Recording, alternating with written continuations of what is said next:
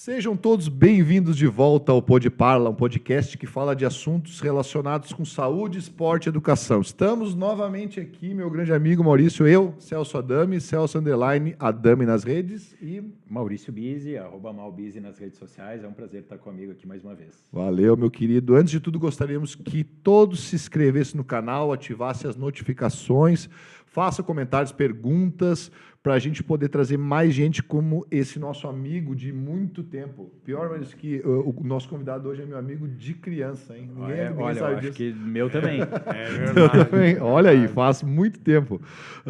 Então, a gente quer que todo mundo faça seus comentários, ative as notificações para que possa receber toda quarta-feira, às 19 horas, um novo episódio.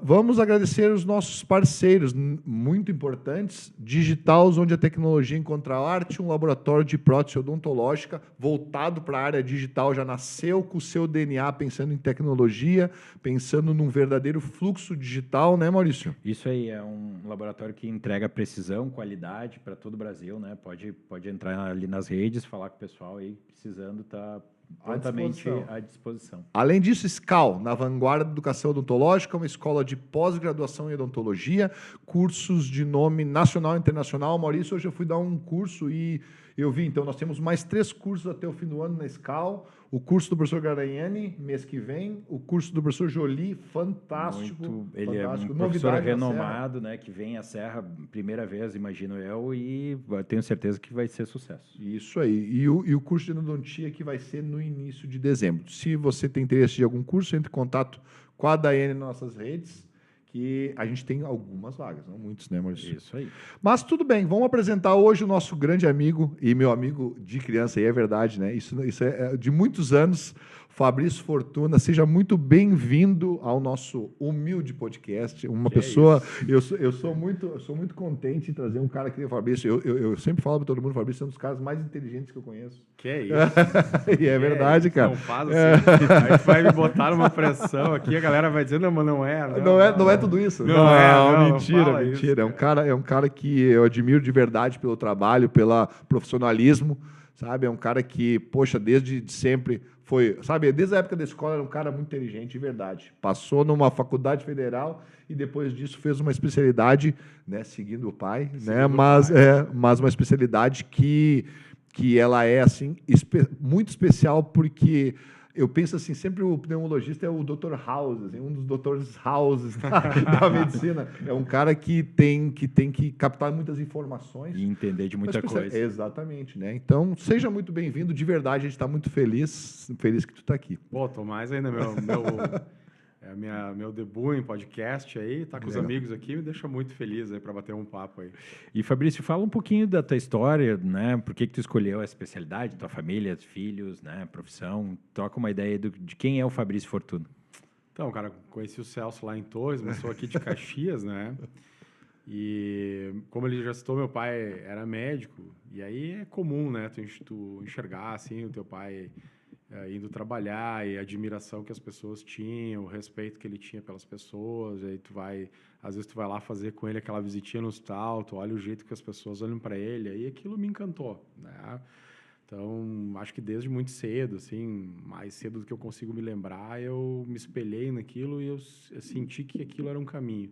Depois, mais tarde, assim, quando tu já está ali estudando, tu vê que tu tem facilidade para certas coisas e parecia que a medicina era um caminho que para mim era fácil, né? Bom, aí estudei, fiz um segundo grau legal, consegui desempenhar para conseguir uma vaga na Faculdade Federal, que era o que eu queria, né? Sempre quis aquilo, né? Queria arejar um pouco a mente, sair um pouco do ambiente, conhecer novas frentes, né? E lá dentro da faculdade, então, meu pai já tinha me falado do serviço onde ele tinha estudado pneumologia, que é o Pavilhão Pereira Filho, na Santa Casa de Misericórdia de Porto Alegre, que era o hospital escola da minha instituição, que tinha grandes mestres lá, os mesmos mestres que ensinaram ele ainda estavam lá, né? Então, eu tive o prazer de conhecer, ser ensinado pelos mesmos profissionais que ensinaram o meu pai, né? E eu até procurei algum dentro dessa coisa de habilidade clínica, porque eu já vi que eu não era cirurgião, que eu não tinha esse tipo de habilidade cognitiva. Meu lado era mais assim, que nem ele falou, assim, explorar os aspectos semiológicos, diagnosticar doenças difíceis, isso que realmente eu gosto de fazer. E aí procurei, assim, cardiologia aqui, dei uma olhada em outras especialidades, mas no fim o serviço de pneumologia ele era tão estruturado, com professores tão bons, que eu acabei seguindo por aí também, e até hoje faço. A pneumologia é uma área que ela, que nem tu falou, né, Celso, ela é muito abrangente, né, cara?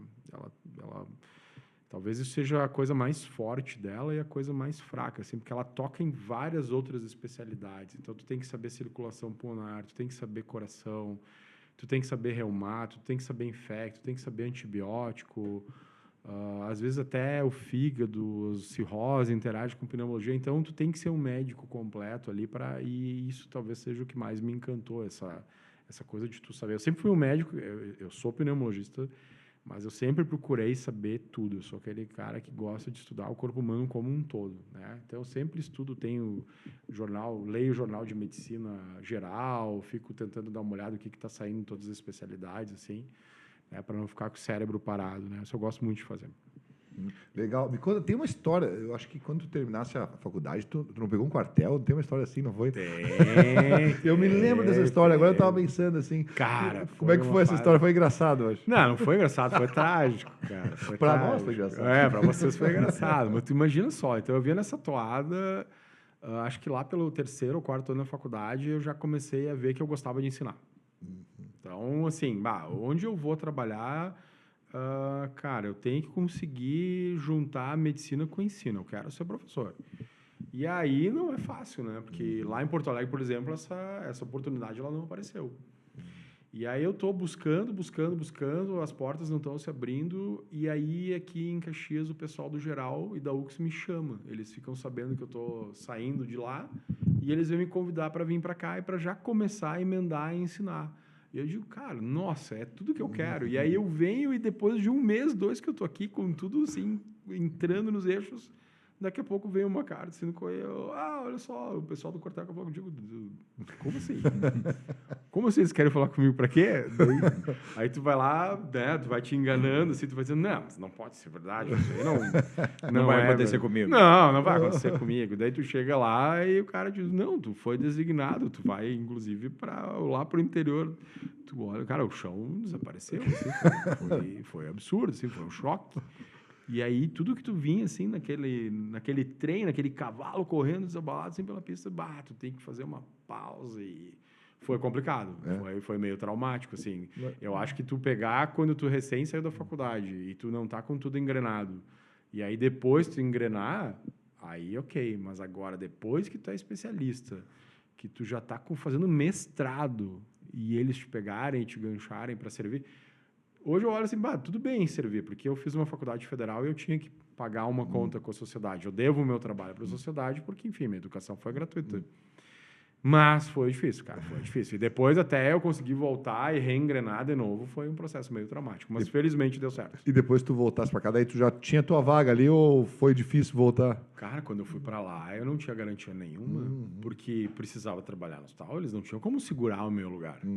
Né? Eu tive muita sorte e alguma ajuda de amigos bons aqui que pegaram e disseram, não, esse cara ele vai voltar e se ele quiser, ele vai ter um lugarzinho aqui ainda.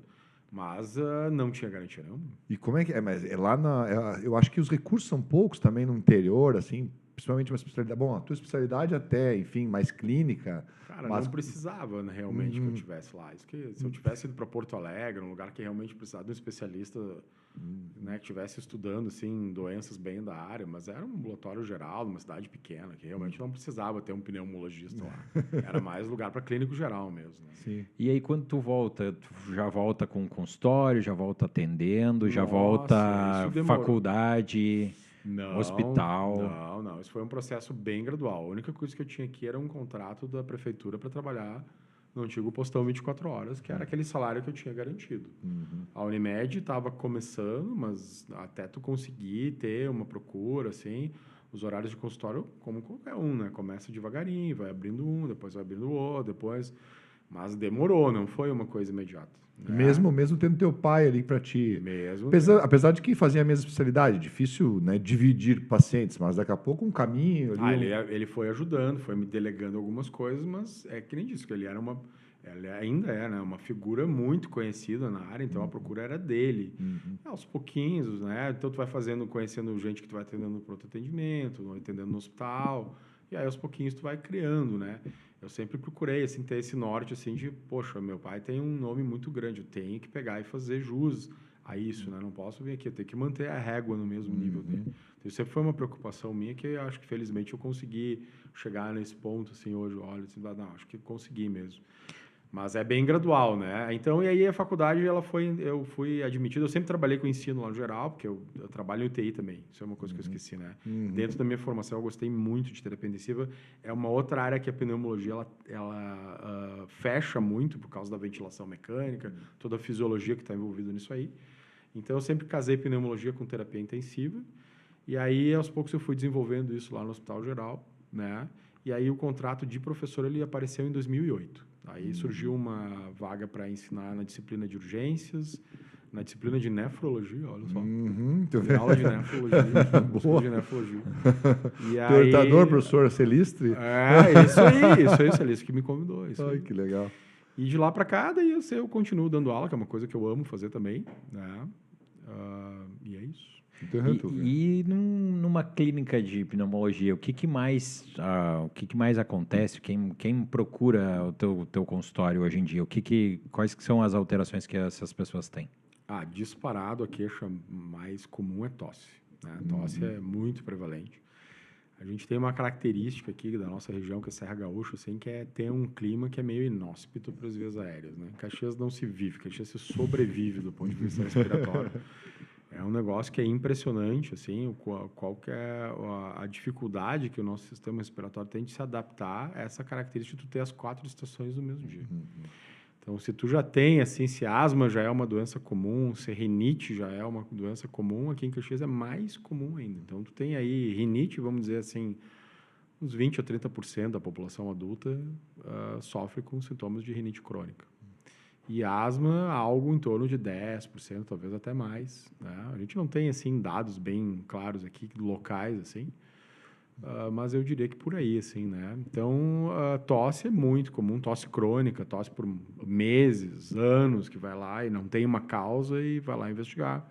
Falta de ar também é muito comum. As infecções respiratórias, né? Que agora, com essa quantidade, com esse número de habitantes, que Caxias tem 500 mil, o nível de aglomeração que a gente tem, né? Então, os vírus estão cada vez mais tomando velocidade nas mutações, nas novas espécies, e o nosso sistema imune está tendo dificuldade de lidar com isso. Então, tu vê, né, que as crianças estão sempre doentes, os adultos estão sempre com virose, e as vias aéreas estão sempre envolvidas, ou grandemente envolvidas nesse processo. Então, muita infecção de véia também. Tu falasse em tosse, mas tosse, na minha cabeça, é um sintoma, né, de alguma outra coisa. Existe tosse por tosse, assim? Tipo, não, é bem assim. Tu tem uma causa, né? E aí, então, assim, a tosse aguda é disparada mais comum, infecções são causa muito comum.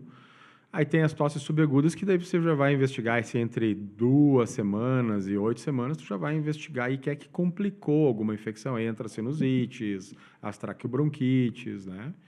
E tem uma população que é o tossidor crônico. Esse sofre uma barbaridade. Esse, às vezes ele tem tosse aí há 10, 20 anos, assim, e tosse sem parar. E aí tu tem que tentar achar uma causa ali dentro daquilo ali para ver se tu consegue tratar e melhorar o sintoma dele.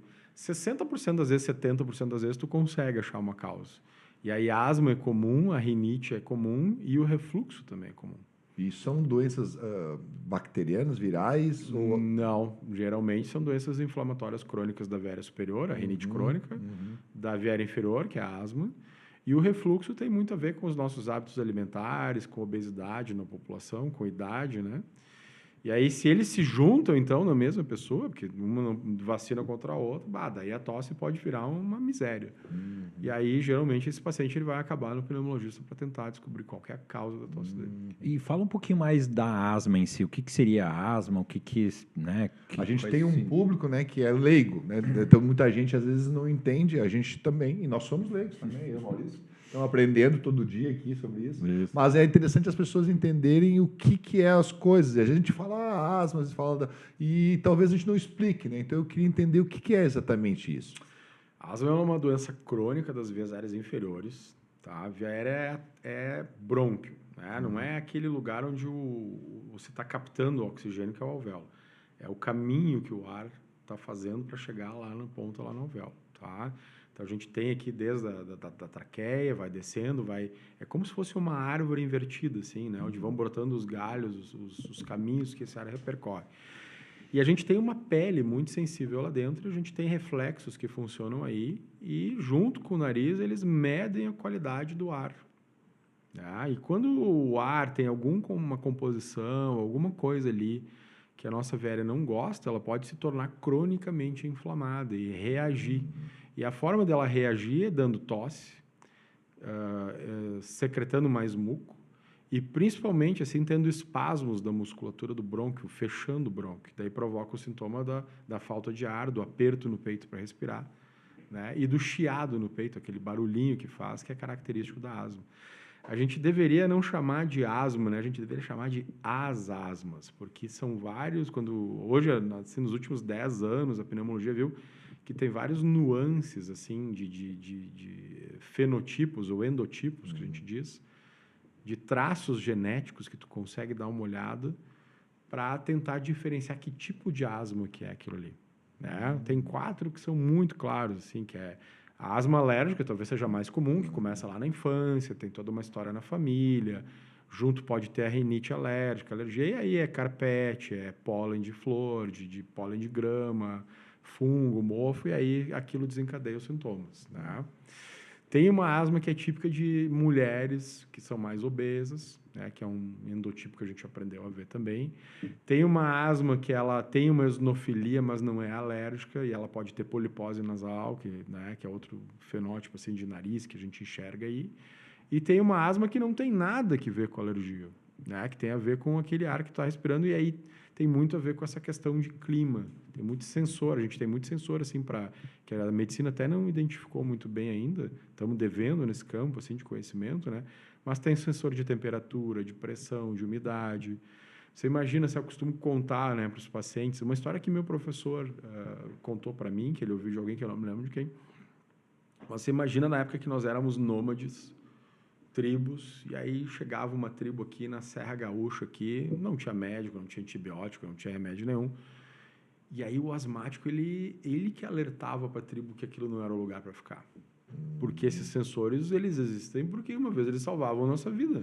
Tu imagina tu botar 30, 50 pessoas morando aqui nessa serra com esse clima. Vai morrer todo mundo. Seminus. Semi-nu, sem médico, calor, sem antibiótico, frio, calor, frio de noite, chuva. cai aquela neblina. Não sobra nada. Não sobra ninguém. É isso aí. Então, existe uma razão biológica que a gente tem que entender para ter esse tipo de dispositivo dentro da nossa engrenagem biológica e que hoje a gente, com cidade, com poluição, com exposição ocupacional, que Caxias é uma cidade industrial que tem muita exposição ocupacional. Então, você tem uma grande variedade de fenótipos de asma diferentes que podem estar ali. E aí faz parte da gente tentar entender como que funciona para cada um. E o diagnóstico ele é feito como? Diferenciando, né? Eu acho que claro que eu imagino que isso é um conjunto de informações que o pneumologista vai ter que ir atrás, né? Mas quais os exames que se solicita? É clínico, enfim. Isso que eu mais gosto na asma. Assim, o principal é a história. O principal. É assim, ó, a história da tosse, da falta de ar, que é episódica. É uma doença que ela muda dramaticamente com a estação do ano, com o clima. O chiado no peito é uma característica que é muito comum, né?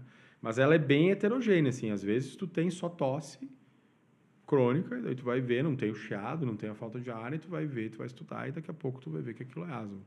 O exame ancestral, assim, além do exame clínico, são as provas de função pulmonar, que é a espirometria. Aí você pede para o paciente soprar o máximo que ele consegue no consultório, fazer uma manobra assim, de expiração forçada, máxima, e aí tu pode enxergar ali a obstrução, ou se ela não está muito presente, depois tu dá o remédio da asma, que é o broncodilatador, e aí tu vê que aquele paciente ele tem uma variabilidade bem grande, que tu consegue abrir o brônquio dele com a medicação, tá? Mas nenhum exame, assim, quando ele vem normal, ele exclui completamente a asma. Às vezes tu pode ter até provas funcionais absolutamente normais, mas tu olha a história assim, tu vê, não, mas isso aí é. E às vezes é mesmo. Então, isso que é mais interessante da asma. É uma doença, às vezes, que ela é difícil de diagnosticar. Quando ela não tem aqueles sintomas clássicos ali, às vezes é complicado. E Fortuna, desculpa, Celso, e Não, Fortuna, no seguinte sentido, tu falaste em broncodilatadores, é só esse perfil, esse grupo de farmacológico que tu aborda, ou de repente tem até algum outro grupo farmacológico, ou mesmo tratamentos não farmacológicos, tem alguma resolutividade para paciente asmático? Lá pelo década de 80, assim, que se viu claramente que a asma era uma doença que tinha inflamação. Então, o broncodilatador, ele era usado até 90, ele foi usado quase que isolado. E ele conseguia só aliviar o espasmo da musculatura, mas sem tratar a inflamação que está afetando o brônquio, tu não conseguia grandes resultados. A partir do momento que se identificou isso, que se criou o corticoide inalatório, que a gente costuma... essa é a pedra fundamental do tratamento da asma hoje. É o corticoide inalatório e mais alguma coisa para a grande maioria dos pacientes, né?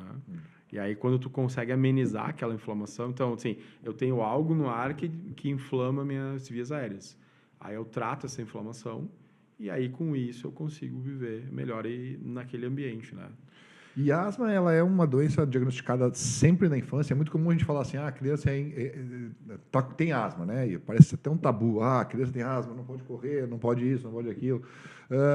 Ou existe gente que passa a vida inteira e não tem um diagnóstico ou desenvolve a asma ao longo do tempo? A gente tem visto a asma em adultos, então tem esse fenótipo da mulher obesa. A asma está dentro do grupo de doenças que piora conforme tu vai ficando mais obeso. As asmas que são ocupacionais, então elas começam a ter uma clara relação com trabalhos em alguns lugares, né? Então, assim, as indústrias, as cabeleireiras agora, tem muita que usam formaldeído para fazer aqueles alisamentos. A indústria calçadista com as colas, indústria de tinta, de plástico. Então, também pode desencadear esse sintoma em adulto. Às vezes, o fato de uma pessoa migrar, né? Então, a gente tem uma população que hoje migrou bastante para vir para cá, que vem de climas tropicais, e aí passa a ter sintoma de adulto, né? Porque ela vem para um ambiente que é totalmente diferente daquele que conviveu. Então, a asma clássica, assim, alérgica, ela começa na infância, né? Costuma ter sintomas, manifestações na infância. Mas os outros tipos, tem vários que podem começar a se manifestar de adulto. Eu pergunto porque é um diagnóstico diferencial do efizema. Eu acho que deve ter, não tem porque também são doenças pulmonares mais baixas, né? O enfisema, ele é uma doença distinta e que ele decorre, assim, a gente chama, na verdade, de DPOC, né? Doença pulmonar obstrutiva crônica. É uma mistura do enfisema, que é uma das alterações que acontece, provocada pela fumaça do cigarro, e junto com a bronquite crônica, né? Que é a inflamação crônica pior que a asma, assim, com edema do brônquio, assim, fecha o brônquio mesmo. Obstrução, né? Isso. 80% é causado pelo tabagismo. A maioria dos casos, né? Aí você joga mais um pouco, que é uma coisa que a maioria das pessoas não se dá conta, que é um hábito muito comum aqui da nossa região, que é a exposição à combustão de matéria vegetal. Pessoas fumaça, barrar fogão a lenha toda a vida, tu pode chegar a ter doença pulmonar obstrutiva crônica por causa disso. Né? Ou ser um fator que até acelera. Então, tem tabagismo, tem a queima da combustível vegetal. Tu pode, às vezes, nascer e não se dar conta, e ter a questão da formação do pulmão intraútero, ou fenômenos ali perinatais, infecções virais, que tenham feito teu pulmão não conseguir chegar no auge. E isso, às vezes, com até 30 anos, tu não sente sintoma nenhum, quando chega nos 70, tu percebe que teu pulmãozinho era pequeno e o envelhecimento ele vai acabando, e aí quando chega lá na frente, tu pode ter DPOC também. Prematuros, não? Prematuridade, doenças, infecções virais graves na infância, elas podem amputar o crescimento do teu pulmão e deixar tu atingir o máximo daquilo que a biologia tinha planejado para ti, né? Tua genética, né? Então, isso também pode ser causa de DPC, né? Basicamente é isso. Outras exposições em menor grau, né? Mas ele tem um nível de inflamação que é diferente da asma.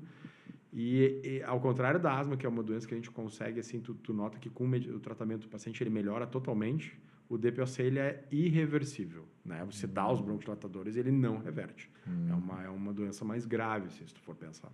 E quando vai crescendo, só para terminar a pergunta a gente vai melhorando essa questão da asma, porque a criança é muito comum, a gente vê que a criança tem asma e passa às vezes com dificuldade na infância, principalmente na nossa região mesmo, mas tem uma forma dele não ter mais asma quando for adulto?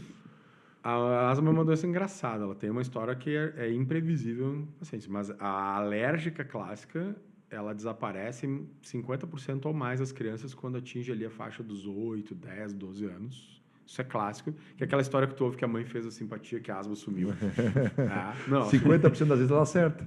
Exato. Não, Porque a minha filha estatística. tinha, e daí eu fiz simpatia, ela sumiu. Não, ela ia assumir porque ela ia assumir. E aí, uma fração dessa população, ela vai voltar quando adulto e outra parte ela não vai voltar.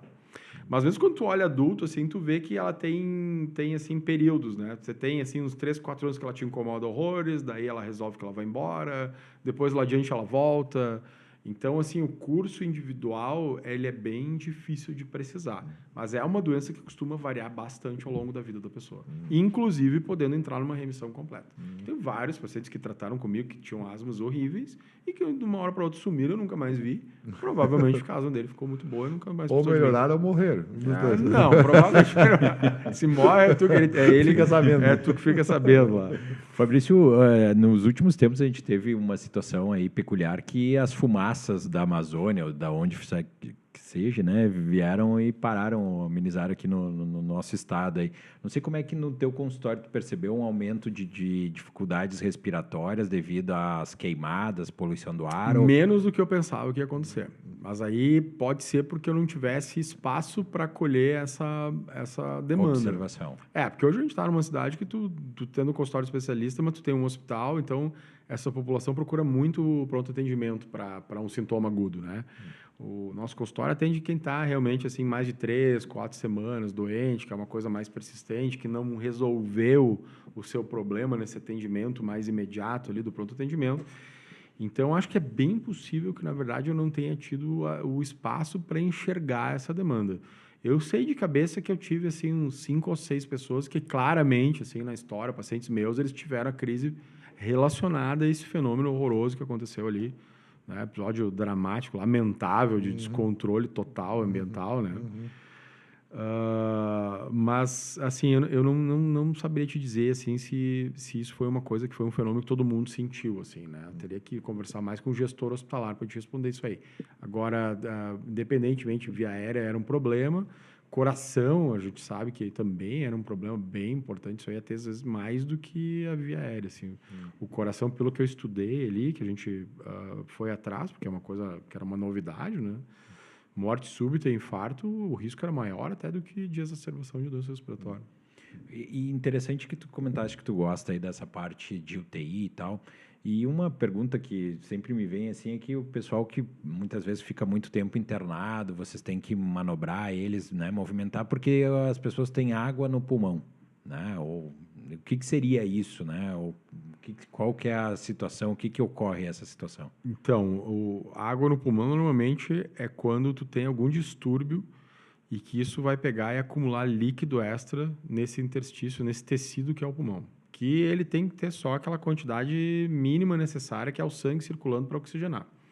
Se tu tiver líquido a mais ali, acumulando ali, seja qual for a causa, vai dar problema, ele vai comprometer a oxigenação. O oxigênio, ele é uma molécula pesadona, ele é um gordão lá. Então, a gente tem esse pulmão, ele tem que ser desse jeito, que parece uma esponja, porque a membrana, assim, que o oxigênio, para atravessar, assim, do ar, para passar para a célula vermelha do sangue, para a hemácia, ela tem que ser muito fina, senão ele não consegue fazer a tela, né?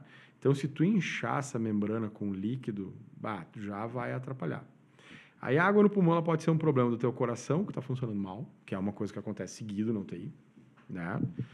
Ou, às vezes, pela própria doença crítica e pelo efeito do tratamento que se faz. Então, por exemplo, vou citar um exemplo assim, um rapaz politraumatizado. O coração dele é perfeito, mas ele sofreu um trauma grave de uma colisão de automóvel, teve múltiplas fraturas, ficou muito grave, teve trauma do pulmão.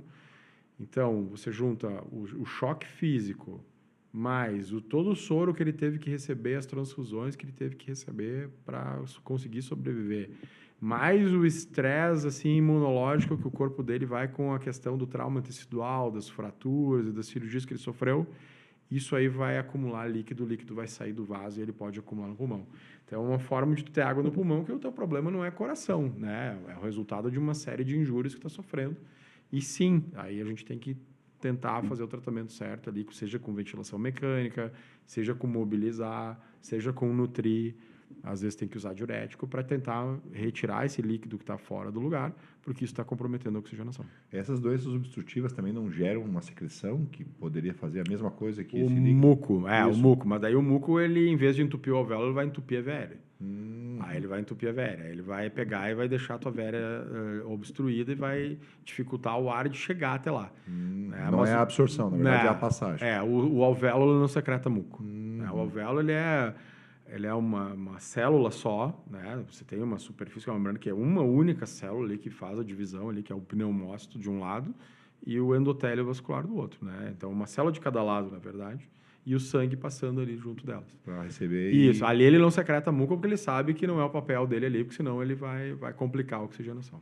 E essa secreção de muco em excesso, por algum motivo, pode gerar algum tipo de obstrução, tipo por apneia, ou gerar algum ronco, alguma dificuldade respiratória durante o sono? Não, aí é via aérea superior. Aí a gente saiu da via aérea inferior, a gente entrou na glote, na garganta, na laringe, na faringe. Aí, como são espaços muito maiores, mesmo que tu tenha uma camada de muco ali, tu vai tossir, tu vai pigarrear, tu vai fungar, mas ele não vai te trancar. Deixa eu perguntar uma coisa que a gente vai conversando, tem tanta coisa para perguntar, mas a gente passou por uma pandemia, né, da Covid-19, que agora já está fazendo 5 anos, né, no início da pandemia.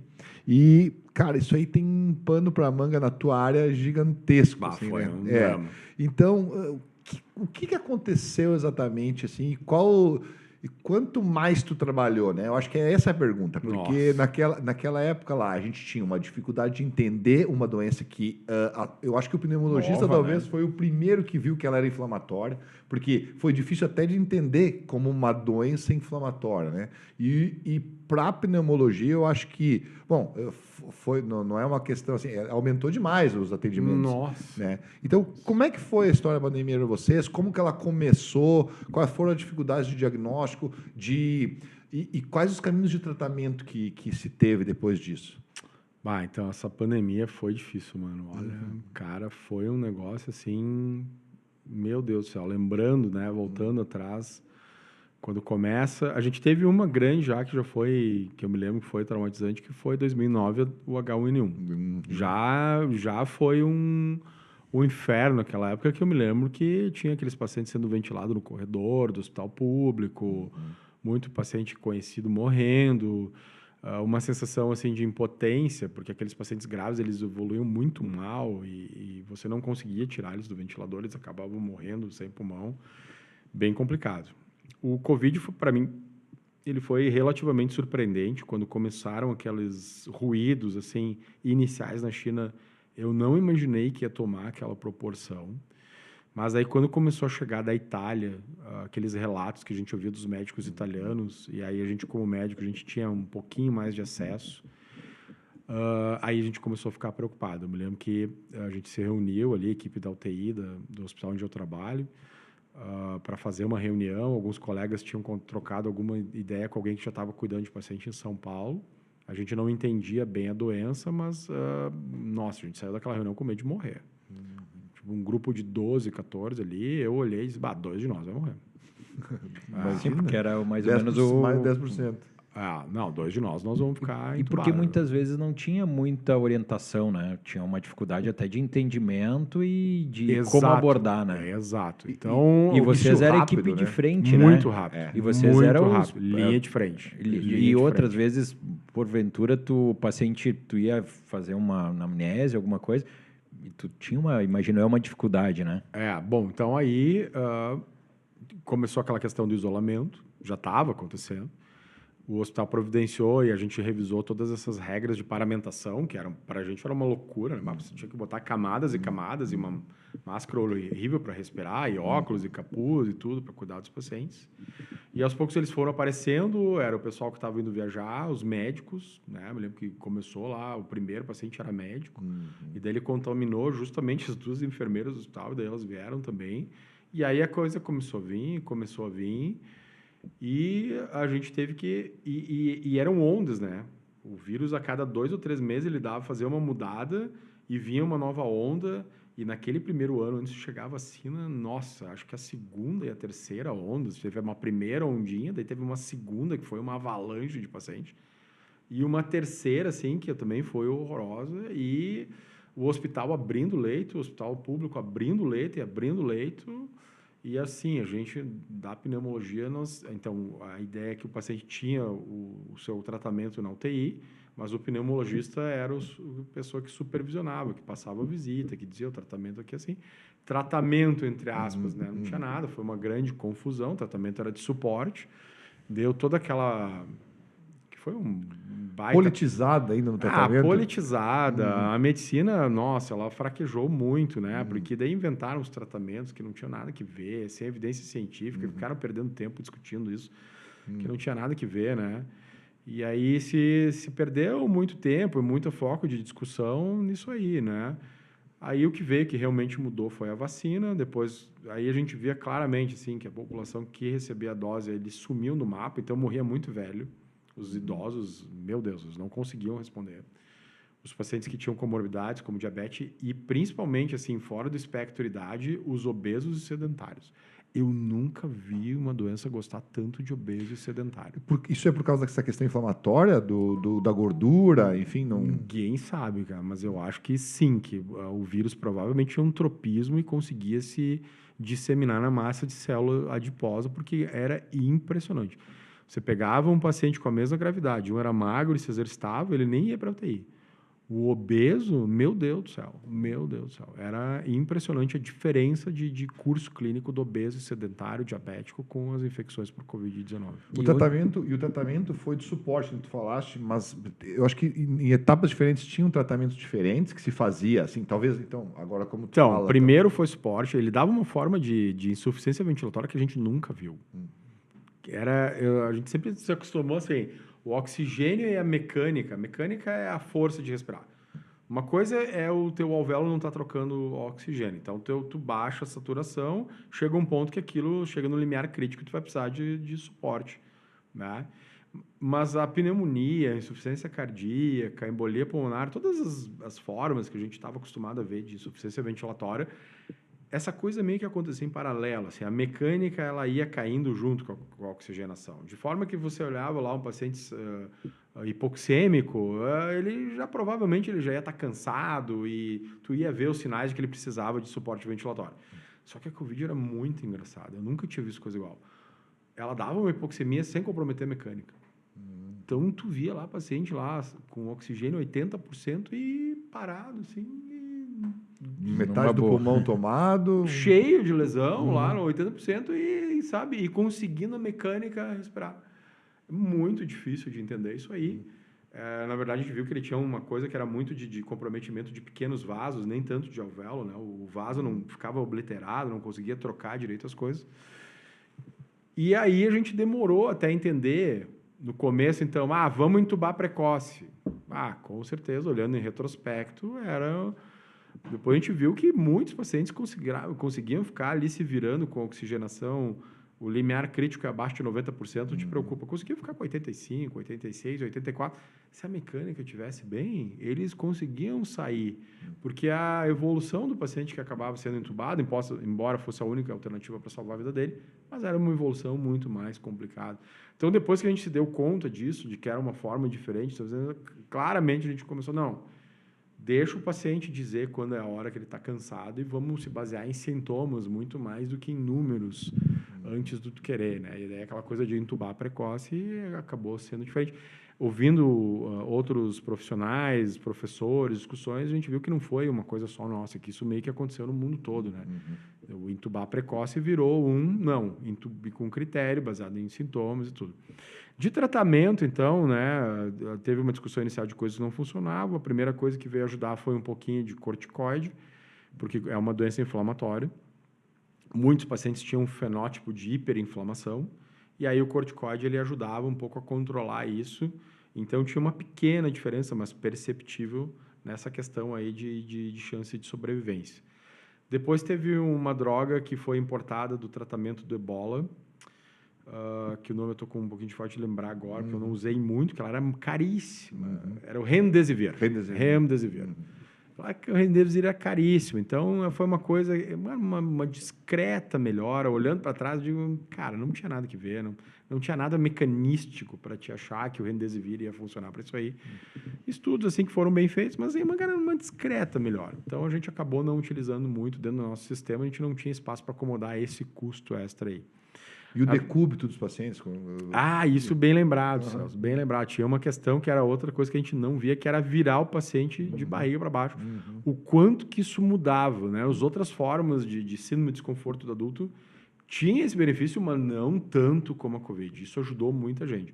Então, o que eu te diria assim, que 95% daquilo que a gente fez era uma boa terapia intensiva, um bom feijão com arroz, um pouquinho de corticoide, um pouquinho de anticoagulante, assim, uma dose, um pouquinho naqueles pacientes que tinham um fenótipo de coagulação mais... E isso precoce ou para tratamento? Porque eu vejo a minha esposa... Não, isso para o paciente crítico. O porque paciente que não era crítico, ele não precisava de nada mais do que um pouquinho de corticoide e oxigênio.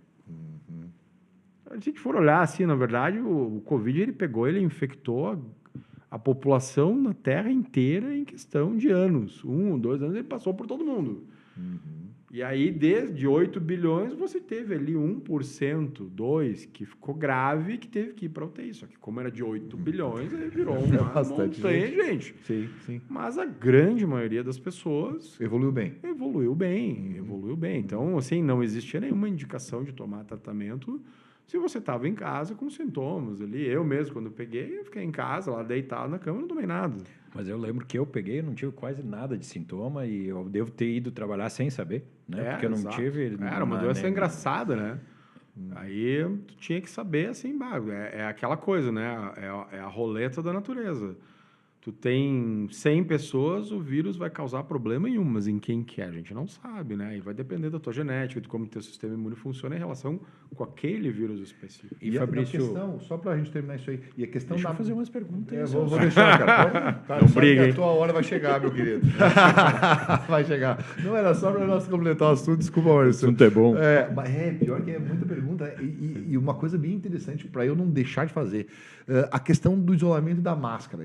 Como que isso funcionou, né? Desculpa, assim, mas eu acho que é uma pergunta interessante, né? A gente usou máscara de crochê da avó, usou máscara N95. O Zafari bloquearam uma parte não podia comprar um ou outro, né? Isso. E o isolamento. O que isso ajudou ou atrapalhou o tratamento da doença?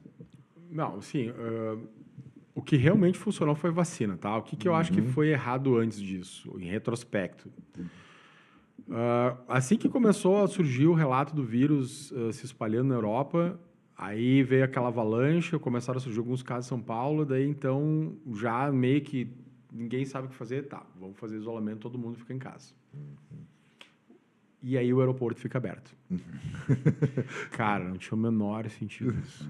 Porque tu ficava na tua casa, todo mundo sem trabalhar, sem fazer nada, o vírus não estava circulando na cidade, ele estava chegando de avião com o pessoal que estava vindo de São Paulo. Então, cara, fecha o aeroporto. Tu impede que o vírus entre na tua cidade, impede. Transite, atrasa, ele vai chegar.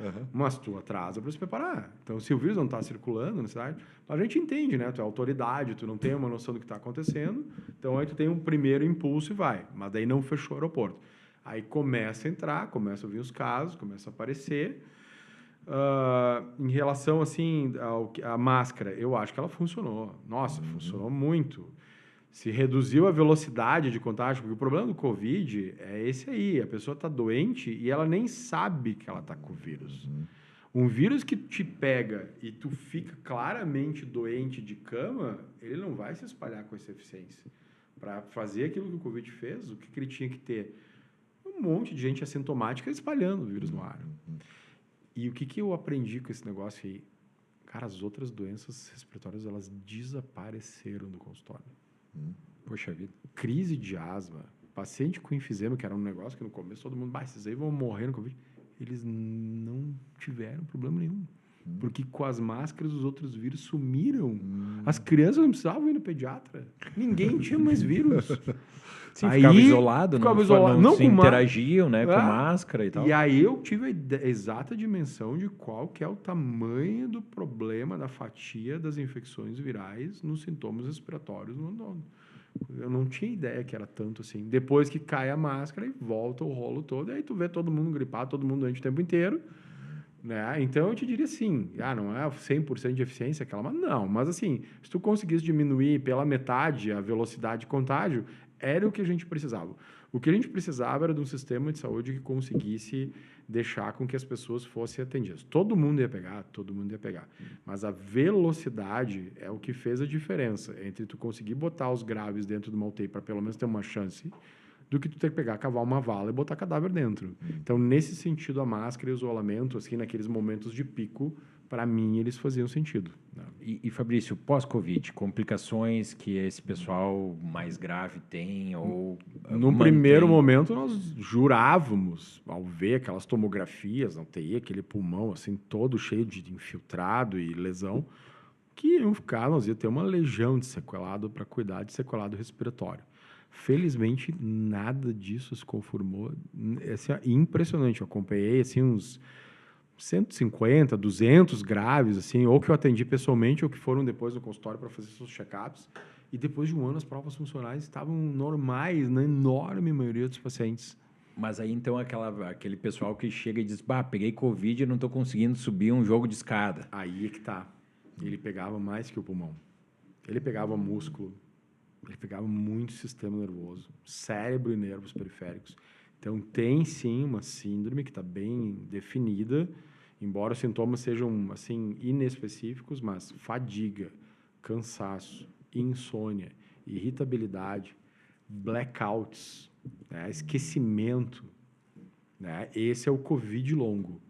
E tem uma fatia significativa, às vezes, até de pessoas que tiveram Covid leve, que nem precisaram internar no hospital, nem precisaram de oxigênio, e que ficaram cronicamente debilitados pelo Covid. E doenças circulatórias, cardíacas? Cardíaca nem tanto. É principalmente músculo e sistema nervoso central. A fadiga essa que tu está me referindo é principalmente muscular. Demorou, assim, meses, anos, às vezes, para que o músculo conseguisse ressintetizar.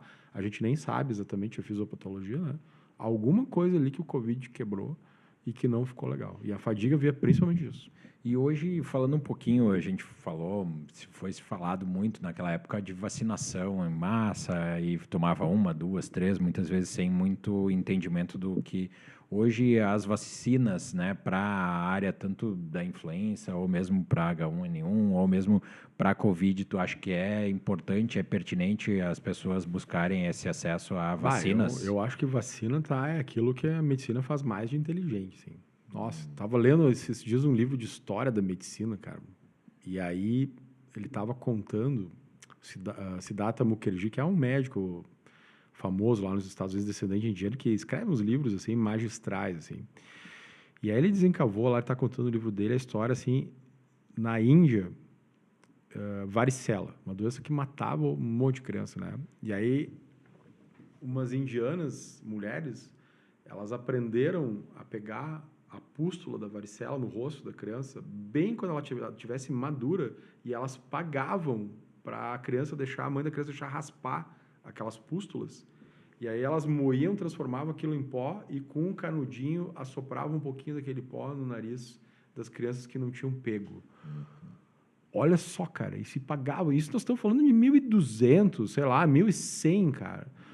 Então, nós estamos em 2024 e tem gente que acha que vacina não... Meu Deus do céu, nós não podemos voltar tanto assim no tempo, entendeu?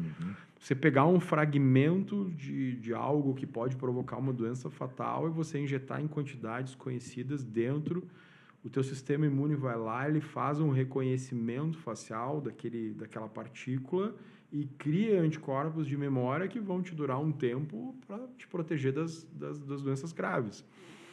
O que tem que se entender é que a vacina nem sempre ela traz um grande benefício para o indivíduo. Ela é uma estratégia populacional. Então, vacina do influenza. O influenza é um vírus que ele muda todo ano, ele causa, tem uma habilidade incomum de poder causar doença grave, principalmente nos idosos ou nas pessoas que são portadoras de doenças crônicas. O que a gente tem que fazer para que a mortalidade diminua nessas pessoas, que às vezes morte, eu estou falando, não de pegar gripe. A gente não faz vacina para não pegar gripe, a gente faz vacina para que as pessoas não vão morrer no hospital. Tu entendeu? Tu tem que atingir uma cobertura vacinal de 70%, 80% da população. Porque não adianta o velhinho lá se vacinar, daí a gurizada não se vacina, chega em casa e o velhinho vai pegar a gripe.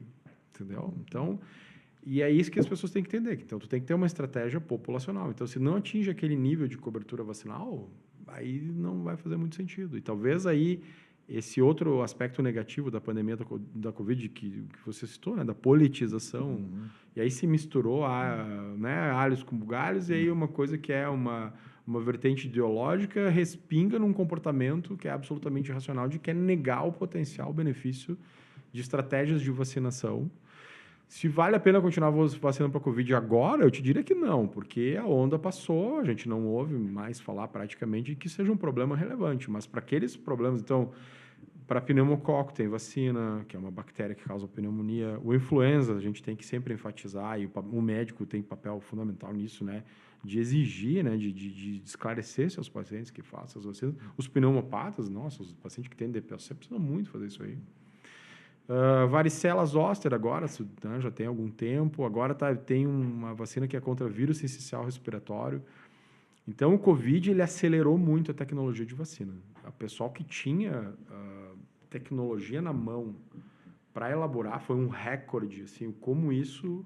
As guerras fazem isso, né? Elas aceleram tecnologias. Sim, tem do sarampo, difteria, as meningites. Tem tantas vantagens que a vacina ainda tem, né? Nossa, as doenças da infância, então... Pô, imagina poliomielite, cara. Parece que essa gente esqueceu.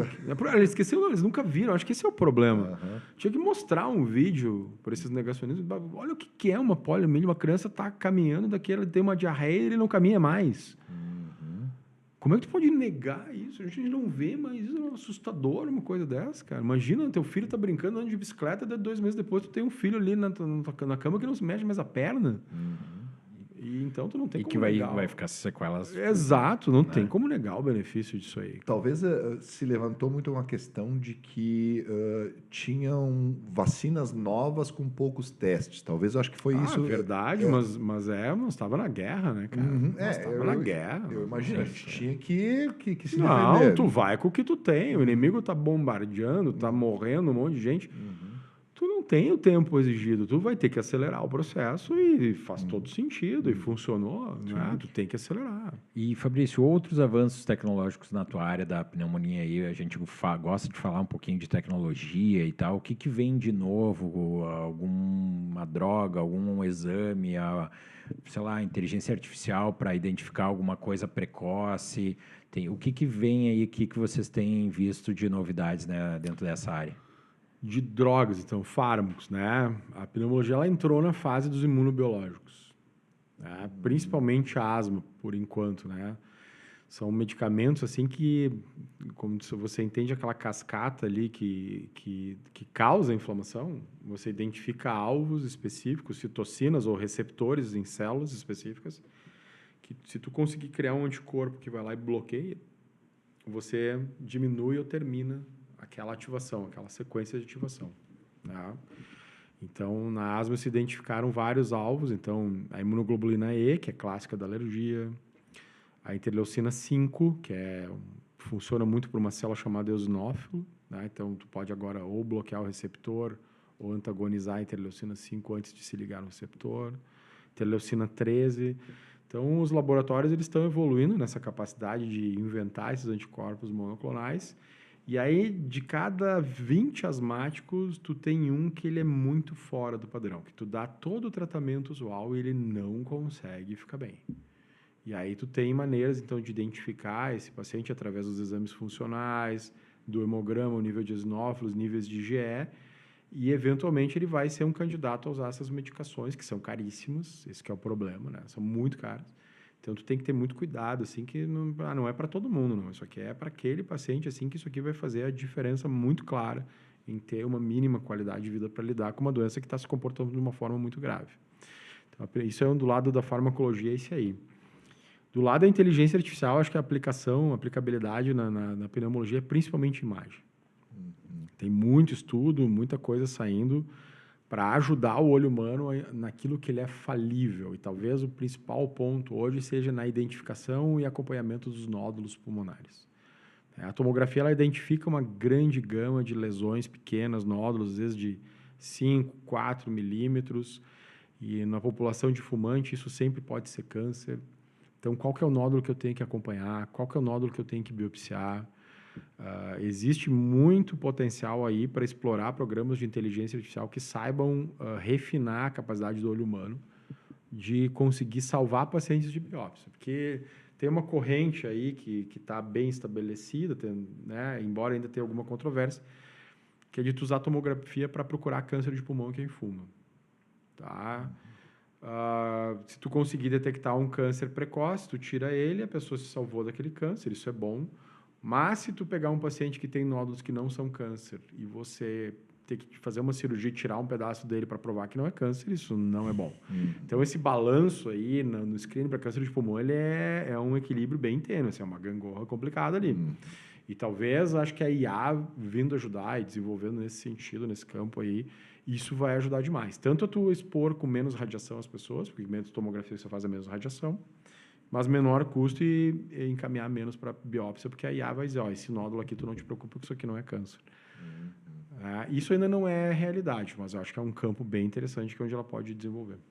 Né? Claro, o desenvolvimento, porque as pessoas entenderem como que isso vai funcionar, a gente vai ensinar essa IA a ela olhar um exame e fazer os 0 e 1 decompor a imagem, né? Exato, para compor uma imagem e depois que a gente vê uma imagem e a gente fala para IA que aquela imagem que a gente imaginou ser um câncer era exatamente um câncer, isso sendo feito milhares e centenas de milhares de vezes, a gente acaba gerando um padrão de diagnóstico onde que ele vai ter uma oportunidade melhor de diagnosticar uma lesão do que um olho humano que viu centenas. Sim, né? Porque a gente tem uma capacidade limitada pela forma como funcionamos, nosso olho não é perfeito, não é uma câmera. É que nem você falou, ela decompõe aquela imagem, ela enxerga padrões que a gente nem sabe, né? Na verdade, ela vai desenvolver algoritmos próprios dela que vão dizer e a gente tem que testar contra a nossa capacidade. Assim funciona, né? E até porque o radiologista ou pneumologista, ele tem um número limitado de exames que já viu, né? Então, ele pode... E a gente pode esquecer, né? Aquilo não é guardado num hardware, num SSD igual o computador, que não vai esquecer mais. Exatamente. A gente também tem cansaço, a gente tem fome, a gente tem problemas que a gente pode ter, tem estados de humor que afetam nossa performance nessas tarefas que são cognitivas e visuais, né? Então, isso aí, acho que a IA vai ajudar muito. Claro que eu acho que o humano ainda vai ter que ir lá e vai ter que checar junto com ela. Mas eu acho que, principalmente, na medicina em geral, a IA ela está muito em voga, tá? Para auxiliar, né? Para ser um auxiliar. Uma das formas, assim, que eu acho que eu espero ainda viver isso, é que a medicina ela evoluiu tanto em conhecimento que ela está se tornando, às vezes, muito pesada, muito monótona, muito cansativa. E o médico está gastando muito tempo executando essas tarefas, como ficar olhando tomografia seriadas, juntando exames. E isso toma tempo, que era um tempo gostoso que você ficava conversando com as pessoas. Então, eu rezo para vir um Jarvis, assim, um dia do Iron Man, assim, que possa chegar a Dona Maria lá sentar comigo, ela está preocupada que ela teve um nódulo, e eu poder dizer, Jarvis, compara as tomografias da Dona Maria, ele me diz como é que está esse nódulo dela, o que eu preciso fazer, e aí eu ficar falando com a Dona Maria, perguntando, mas como é que tu tá? Tu tá emagrecendo, tu tá bem, tu tá comendo e tal, e eu encosto, eu converso, e a gente fala um pouquinho de outras coisas, e aí o Jarvis faz esse trabalho chato para mim, porque tá tão pesado essa coisa de comparar exame, de procurar exame, de cuidar de dado, de organizar dado em prontuário, que infelizmente a gente está perdendo um pouco o tempo que a gente tem para conversar com as pessoas, e a nossa rotina está meio pesada, assim, né? Então, acho que nesse sentido a inteligência artificial ela vem também para ajudar o médico a organizar prontuário, a detectar padrões, a melhorar o nível e a segurança do paciente, né? Detecção de interação entre fármacos. Cara, se eu for pegar, hoje a maioria das pessoas usa 5, 6 remédios. Se eu for parar toda hora e ficar cruzando em banco de dados, o que dá um conto, isso é meia hora, acabou a consulta. Então, se eu tiver uma inteligência artificial que eu diga para ela, me cruza aí os remédios da dona fulana com esse aqui que eu estou pensando em dar, ela faz isso num piscar de olhos e a minha consulta flui. Então, isso eu acho que está faltando muito. Agora, a inteligência artificial que vai pegar e vai substituir o humano, isso eu ainda não consigo enxergar, né? Porque tem essa coisa de comunicação que ela está longe de conseguir executar. Mas nós estamos, por outro lado, a gente tem que voltar um pouquinho e pensar. Tem que voltar e ver que a gente está falando em a gente pegar as imagens e ter uma inteligência artificial que vai gerar essas interações entre um exame de imagem, entre o fármaco. E hoje a gente entrevistou os candidatos a prefeito aqui e a gente tem uma dificuldade de que o sistema possa guardar os exames dos pacientes. Então, hoje a gente tá vendo dois extremos. A gente tem uma tecnologia que possa nos ajudar, no sentido de que a gente possa juntar os exames e fazer algum diagnóstico, alguma informação que nos dê, mas hoje a gente tem a saúde pública que não tem os exames guardados do paciente. Mas isso na rede privada já é realidade há anos, é maravilhoso. Né? Então, aí não, esse déficit tecnológico não existe.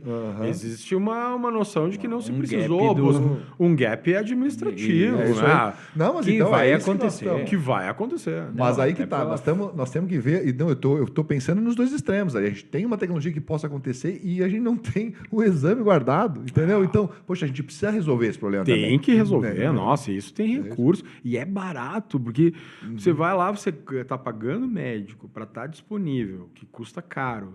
Aí o paciente vai lá e diz, o que está fazendo aqui? Não, eu vim porque me mandaram, porque deu um exame alterado. Pai, cadê o exame? Eu esqueci. Cara, isso é um terror. Mas isso acontece. Muito! Então, e o Então, sistema não tem o exame. Então, aí não, o médico, não, tá, beleza, começa o nome, tá fulano, número lá, tal, tá lá o login, exame, senha, login, tá ali, senta ali. tudo Mas certo. isso demoraram para se dar conta, né, pela natureza ali, dos processos, de que isso é uma necessidade, né? Isso é uma necessidade. E, Fabrício, eu sei que tu pratica esporte aqui, a gente tem um público que pratica esporte, né? Eu queria falar um pouquinho de exercício físico, saúde pulmonar, né? Então, qual a importância do exercício físico para o pulmão, né? Para a nossa saúde geral? Eu gostaria que tu tecesse algumas palavras sobre. Cara, o hábito de se exercitar, ele é, assim, um dos pilares fundamentais da saúde num contexto mais amplo, assim, fugindo de doença, né? Ele é prevenção. Um médico que não conversar com seus pacientes, não botar essa pergunta na anamnese, tá? Tu tá te exercitando? Quantos minutos por semana? Que tipo de exercício tu tá fazendo? E aí, se a resposta for não, independentemente de especialidade tu for, né? Mas eu sou reumático. Não, mas não interessa. Né? Mas eu sou, sei lá, gastro, vim aqui fazer endoscopia. Não, mas não interessa. Especificamente para a função pulmonar, tu não vai melhorar. O tamanho do teu pulmão, ele é geneticamente definido, tá? Mas, assim, mortalidade cardiovascular, medicação, cognição, nossa, isso aí é muito diferente. A gente acabou de citar ali na pandemia, né? O exemplo. Qualquer doença que tu for parar no hospital, o sedentário vai complicar mais do que aquele que se exercita. O que é se exercitar, né? O que a OMS define? 75 minutos por semana de alta intensidade, tá? Ou 150 de moderada intensidade. Então, isso aí todo mundo tem que procurar fazer, independentemente da idade, tem que achar. Isso de aeróbico. Aí tu mescla junto com o aeróbico, se tu conseguir alguma coisinha funcional, muscular ali para... Mas, assim, exercício físico é pedra fundamental. Mesmo os pacientes que têm doença, né? Parte fundamental, mas eu tenho DPOC, então... Mas se tu te mantiver ativo dentro daquilo que a tua doença consegue, dentro das tuas limitações, vamos traçar aqui. O que tu consegue continuar fazendo? Consegue caminhar no plano, devagarinho, umas 4 quadras por dia? Então, tenta manter isso. Porque músculo vai funcionar, porque coração vai funcionar. Mesmo que tu tenha o pulmão que não funcione bem, o resto melhorando, aí tu vai conseguir desempenhar melhor. A reabilitação funcional é uma das coisas que mais funciona, assim, para aliviar a falta de ar em quem tem doença pulmonar crônica, né, reabilitar funcionalmente. Infelizmente, os convênios não cobrem isso, então são poucos médicos que se dedicam a fazer, né, porque a remuneração é complicada, mas é uma das coisas que mais funciona, assim, para a gente manter as pessoas com menos falta de ar, né? Bom, Fabrício, a gente vai chegando no final aqui nessa entrevista, passa tão rápido, a gente tem tanta pergunta, mas enfim. A gente deixa um pedacinho da nossa conversa no final para fazer umas perguntas um pouco pessoais assim, para os nossos convidados, que são interessantes. Uma pergunta que a gente faz para todo mundo, né? Uma habilidade que tu gostaria de dominar que tu não domina? Sei que tem várias que tu domina, né? Uma habilidade Isso. que eu gostaria de dominar... Cara, deixa eu pensar aqui. Essa aí me pegou de surpresa, velho. Esse é o objetivo, pegar de surpresa. E não precisa ser na área da medicina, né? Sim, claro, não, obviamente. é mais amplo, né? Cara, eu acho que eu queria, daqui dentro da eu falava pensando, eu queria ser capaz assim, de fazer cirurgia. Eu não tenho essa habilidade. Nunca quis assim fazer cirurgia? Nunca quis. É uma coisa que é minha. Eu sou casado com uma cirurgiã e a gente olha o prazer que dá fazer assim. Cara, se eu conseguisse, assim, é uma coisa que me...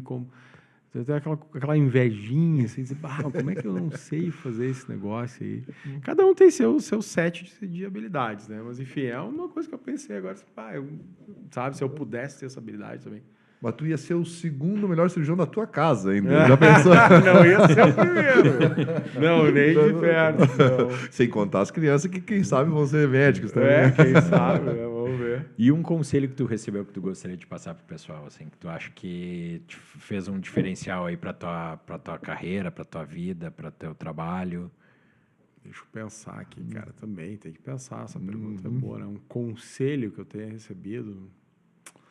Cara, cuidado emocional e da saúde mental, ultimamente, é um negócio que eu tenho pensado bastante, assim, né? A rotina, principalmente com essa coisa, assim, de velocidade, de informação que a gente estava falando, WhatsApp, rede social, pressão por desempenho, pressão social por desempenho. Se tem uma coisa que eu acho que eu estou tentando evoluir cada vez mais, é fugir disso aí, sabe? Do massacre, de sempre tem que estar trabalhando mais, conseguindo mais, ganhando mais. Tem que achar o ponto de equilíbrio, sabe? A vida é equilíbrio, né? Tem que ter amizade, tem que ter lazer, tem que ter esporte, tem que ter família, tem que ter profissão, tem que ter um monte de coisa legal misturada aí. Então, acho que cuidado emocional, saúde mental, tempo de repouso, tempo em off... meditação, até yoga, andei dando uma procurada uns tempos atrás, que volta e meia eu uso, assim. Isso é um negócio que é bem legal, de ter uma cultura de cultivar. Um lugar que tu queria voltar ou queria conhecer? Cara, deixa eu pensar. Voltar a Fernando de Noronha. Acho que foi a coisa mais linda que eu já vi na minha vida. Conhecer, meu sonho atual é pegar e fazer uma viagem legal para a América Latina, Patagônia. Não conheço. Estava pensando, assim, planejar, fazer uma daquelas viagens, assim, de um mês, assim, ficar parando, assim, nos lugares e fazer de carro ou de moto até a Patagônia. Assim. E passear.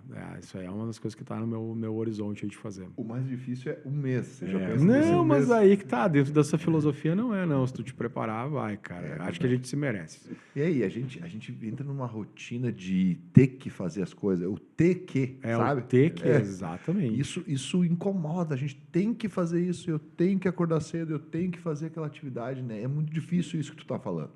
É fácil. Nós vamos organizar nossa vida para trabalhar menos, mas não é porque o cara, muitas vezes, não é porque eu quero ganhar mais ou porque eu quero, sabe? É porque tu entra num espiral de que a gente precisa dar o passo e o outro passo e os passos vão aumentando. Tem um livro muito interessante que eu acho que fica de dica aí para quem quiser dar uma olhada nesse pensamento, que é Essencialismo. Ele não é de autoajuda, aqueles livros chatos de autoajuda, não, tá? Ele explora justamente isso, que a gente tem que aprender a dizer não para certas coisas, certos caminhos que tu vê que a possibilidade de te levar para nenhum lugar, assim, é pequena. Então, daqui a pouco corta, mantém aquilo que é essencial, que às vezes até tu melhora teu foco, até melhora a tua atenção, até melhora teu desempenho, certas coisas, porque não dá para fazer tudo, não. E, Fabrício, tu é professor, né?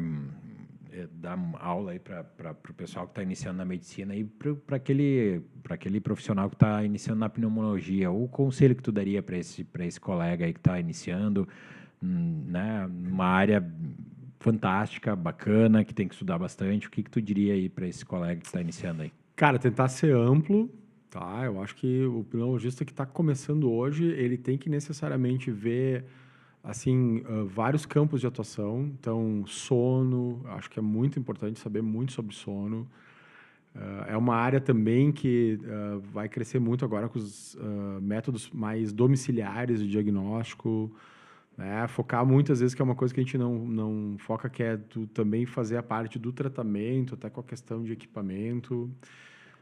Focar muito nessa questão, assim, além do dia a dia de consultório. Não, asma tem que saber, DPOC tem que saber muito bem, tosse tem que saber muito bem. Se preparar muito para trabalhar em hospital, né? Praticar bastante medicina hospitalar. Pneumologia, acho que é uma coisa que é raiz, assim, tu gostar de fazer, de ver paciente internado, né? E não estudar só pulmão, né? Estudar todo o resto, que nem eu disse, né? Tu tem que saber bastante de gastro, de cardio, bastante, infecto, antibiótico e tudo. Tentar ser aquele profissional completo, né? A gente vê com esse negócio do imediatismo que se tem do jovem, eu vejo na odontologia, assim, né? Que eles querem ser especialistas, né? Já sair da faculdade especialista em alguma coisa e às vezes eles pecam. Eu gosto de falar aqui para os alunos que o mais difícil para a gente é ser dentista, né? Ou ser médico. Né? O cara que é médico, poxa, desde sempre o médico de família, ele sabia tudo de um pouco.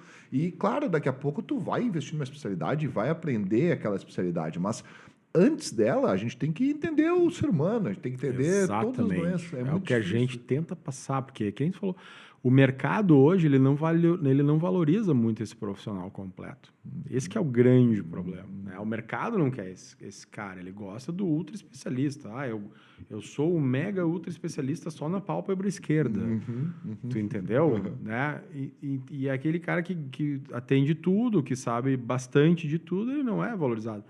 Mas, independentemente do que o mercado quer, na tua formação, se tu fizer uma boa formação estudando todo o ser humano completo, isso só vai te abrir mais portas e desenvolver melhor para que depois tu saia da faculdade tu vai encaixar a tua especialidade. Se tu fechar, né, tunelizar a visão e ficar focado só naquilo desde cedo, aí tu não vai desenvolver tão bem. É a mesma mensagem que a gente tenta passar para os nossos alunos, né? Que primeiro, assim, te forma um bom médico que saiba bastante de tudo que é órgão, que entenda bem aquele núcleo de doença que faz 90% da humanidade sofrer.